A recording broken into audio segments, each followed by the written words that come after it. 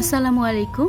আজকে কোনো measurement cup ছাড়াই খুব সহজেই যে কেক বানানো যায় সেটা আপনাদেরকে খুব ঘরোয়া পদ্ধতিতে দেখাচ্ছি। দেখেন, এখানে আমি একটা ডিম নিয়ে নিলাম, 3টা ডিম, 2 চামচ চিনি। আমি এখানে কোনো মেজারমেন্ট দিচ্ছি না। এই যে বেকিং পাউডার, তারপরে দিলাম কোকো পাউডার। কোকো পাউডার আপনার পছন্দ অনুযায়ী দিবেন, যেমন আপনি কালার করতে চান। একটু আমি বেশি দিলাম যেন ডার্ক কেক হয়। এবার দিচ্ছি গুঁড়ো দুধ। গুঁড়ো দুধ আপনারা না থাকলে স্কিপ করতে পারেন। আমি অল্প একটু গুঁড়ো দুধ দিলাম। এখানে দিয়ে দিলাম 1 কাপের মতো সয়াবিন তেল। সয়াবিন তেল দিলে কেকটা লেগে যাবে না এবং অনেক স্পঞ্জি হবে। এখানে দিলাম 1 কাপের মতো আটা, সাদা আটা। এরপরে সব একটা মিক্সিং এরপরে আমি একটা হ্যান্ড বিটারের সাহায্যে সব কিছু খুব ভালোভাবে মিক্সড করে নিচ্ছি। দেখেন আমি কিভাবে মিক্সড করছি, যেন কোনো দলা না থাকে।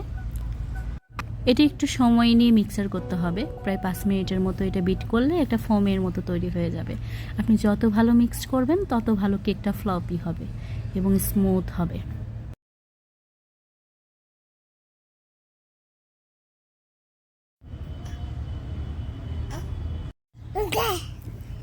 এরপরে আমি একটা ফয়েল পেপার একটা মোলের মধ্যে নিলাম। তারপরে এটা উপর থেকে ঢালতেছি মিক্সচারটা। এরপরে দেখেন জিনিসটা কত সুন্দর হয়েছে। এরপর আমি একটা কাঁটা চামচ দিয়ে বাবলগুলো টাপ টাপ করে দিচ্ছি, যেন কোনো বাবলস ভেসে না থাকে।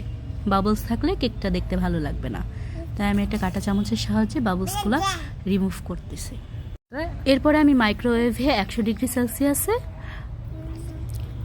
5 মিনিট কেকটা বেক করব। এই 5 মিনিটে আমার কেকটা হয়ে যাবে।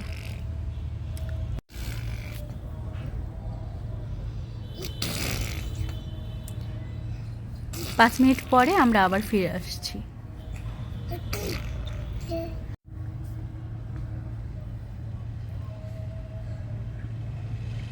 এরপরে দেখেন আমি ওভেনটা ওপেন করছি।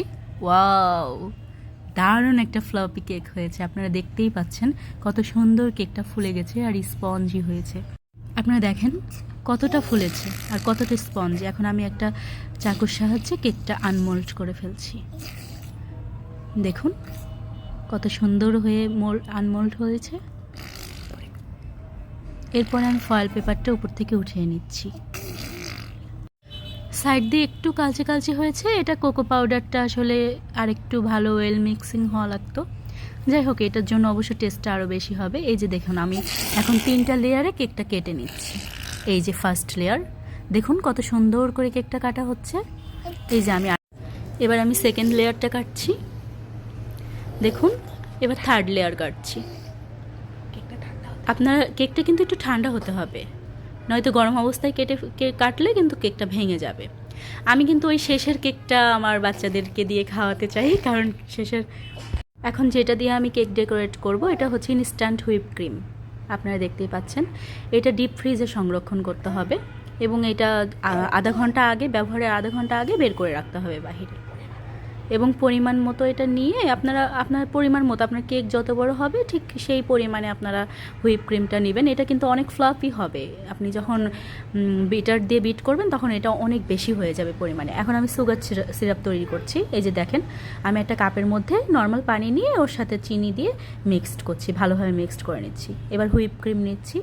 দেখেন এখানে আমি কোনো পরিমাণ মতো না, আমি আমার ইচ্ছে মতো আর কি হুইপ ক্রিম নিচ্ছি এবং একটা হ্যান্ড বিটারের সাহায্যে এটাকে আমি ভালোভাবে মিক্সড করব।